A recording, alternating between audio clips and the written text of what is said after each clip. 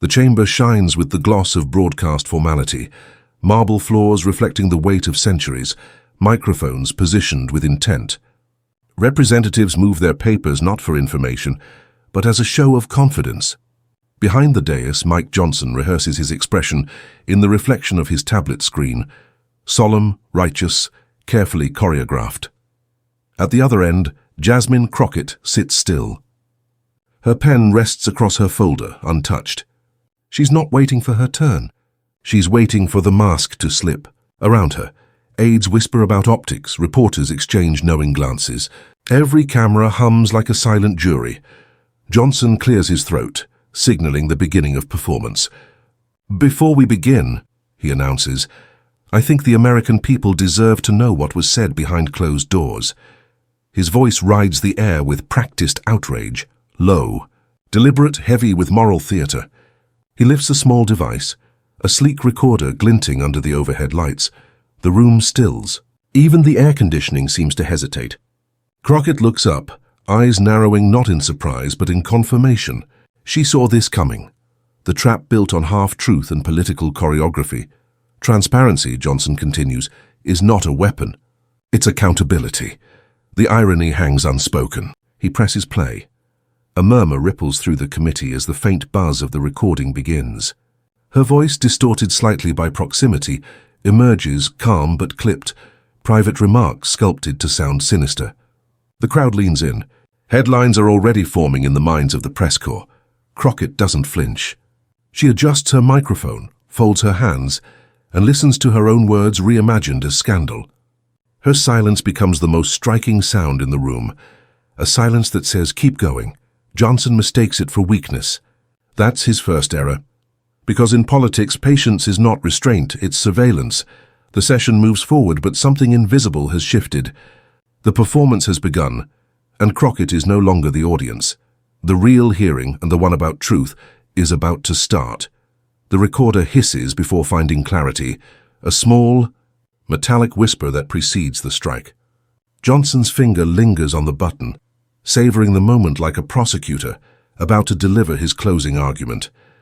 The room, packed with aides and cameras, falls into an unnatural quiet.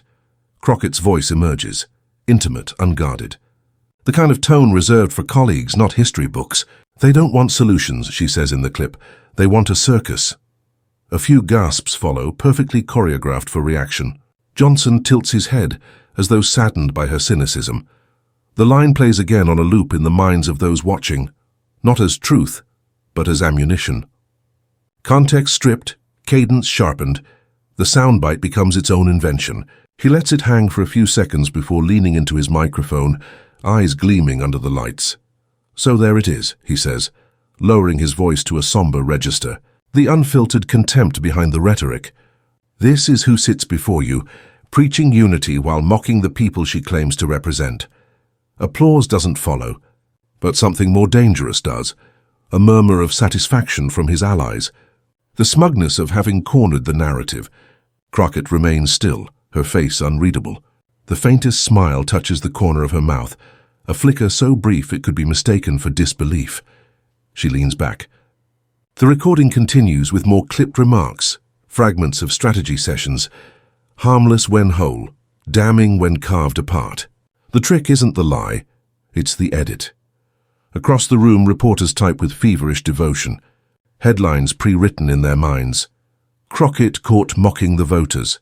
The oxygen in the chamber turns into performance fuel. Johnson glances toward the press row, savoring the attention. His posture says confidence, but his eyes betray calculation. The thrill of control, the gamble of exposure. He mistakes visibility for victory. Crockett finally shifts, drawing the microphone closer. "Is that all of it?" she asks quietly. A question, but also a diagnosis. He chuckles. "You'd like there to be more?" "No," she says. "Just making sure we're done pretending this was about truth." Her tone isn't defensive. It's surgical. The kind that precedes revelation, not rebuttal. Johnson blinks, a brief stutter in his performance. He doesn't know yet, but the stage he built for her downfall has already begun to tilt beneath him. Outside the hearing room, phones buzz with early leaks. Inside, the silence grows heavier, like a storm inhaling before the break. The sound of betrayal has been recorded. But not the kind he planned. A single click, sharp, final, stops Johnson's recording. The sound echoes longer than it should, like a gavel no one expected to fall. For a heartbeat, he owns the silence. Then Crockett moves, slow, deliberate. The kind of movement that reclaims a room not by power but by certainty. She doesn't look at Johnson when she speaks. She looks at the recorder. "If we're sharing recordings," she says, voice low but steady, "let's share all of them." The line lands like a seismic tremor. Aides glance up. Reporters hesitate mid-keystroke. Somewhere in the back, a camera operator exhales audibly. Johnson laughs, forced, incredulous, the sound of someone convinced he's still directing the scene. "Congresswoman, if you'd like to submit a statement for the record, you can." "No statement," she interrupts. "Just sound." She reaches into her folder and withdraws a small flash drive, matte silver, almost unimpressive. She slides it across the table. It spins once before stopping between them, the gesture calm and devastating. "Play it." Johnson hesitates, eyes darting toward his counsel. A man in a navy suit leans in, whispering the universal language of political caution. Johnson waves him off, arrogance dressed as authority. He connects the drive, clicks play. At first there's nothing but ambient noise, the faint hum of a closed-door meeting. Then his voice emerges, unmistakable, casual, unguarded. "Half the base doesn't even read the bills," he says in the recording. Laughter following. "They just want to be told who to hate this week." The room freezes. Even the fluorescent lights seem to dim. He tries to interrupt. "That's taken out of context, but the tape rolls on." His words sharpen, cutting through the committee's composure. "If outrage polls well, outrage stays. Don't complicate it with ethics." Gasps this time are not feigned. The performance breaks. The room becomes something else. Not a hearing, but a reckoning. Crockett leans forward slightly, every inch of her posture precise. "You said transparency isn't a weapon." "You're right," she says. "It's a mirror." Johnson's face drains of color. His allies shift uncomfortably. Eyes down, thumbs racing under the table to text damage control. Cameras adjust focus, their lenses drinking in the unraveling of power. He tries to smile, but it's brittle. A politician's instinct without conviction behind it. This is private correspondence. Edited, manipulated." Crockett interrupts again, voice unwavering. "Full audio file, time-stamped, no cuts. You might remember the aide who hit record, the one you fired last month for asking about campaign reimbursements. That name lands harder than the audio. A collective inhale sweeps the chamber. Somewhere a phone vibrates with the alert. Johnson recording leak surfaces, developing story. He glares at her, eyes narrow, a storm of humiliation and disbelief. "You think this saves you?"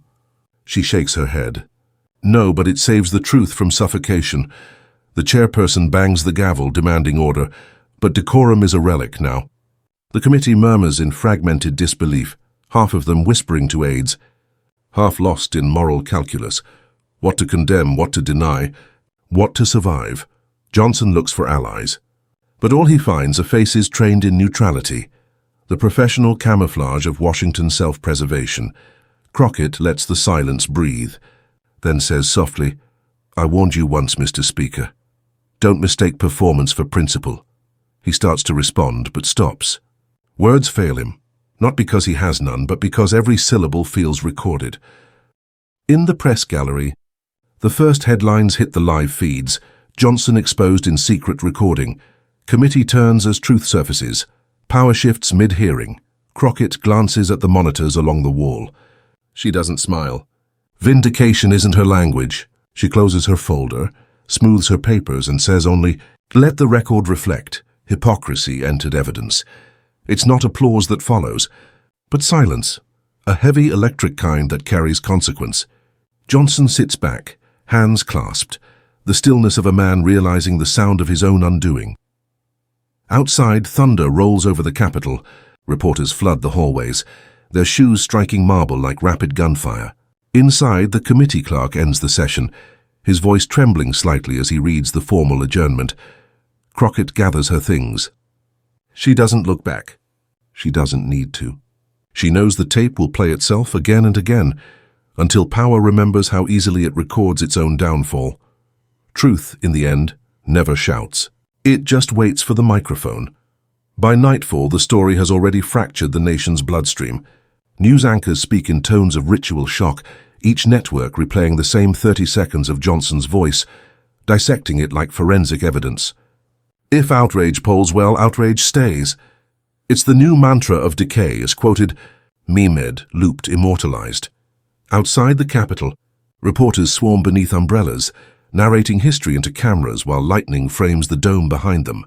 The rain hasn't stopped since the hearing. Poetic, if anyone still believes in signs. Crockett watches from her office window, the city flickering in reflections across the glass. Her phone won't stop buzzing. Messages of praise, caution, requests for interviews. Every notification feels like a new weight, not a new victory. She scrolls past them all until the silence returns. The truth is loud enough. On the television in the corner, a commentator leans in, voice edged with theatrical disbelief. What we witnessed today was not politics as usual. It was an act of defiance inside the system itself. She turns the screen off. Defiance is not what she felt. It was necessity. The refusal to let a lie metastasize into law. Down the hall, Johnson sits alone in his office, tie loosened, lights dimmed. The phone rings again and again. He doesn't answer. His staff has fled to manage statements and salvage headlines. He remains still, staring at his reflection in the darkened window. Two images of himself. One public, one private, both fading. He replays his own words on his phone. Don't complicate it with ethics. This time, stripped of confidence, they sound foreign, almost pitiful. He murmurs to the empty room, "That wasn't supposed to be heard," but it was. It always is.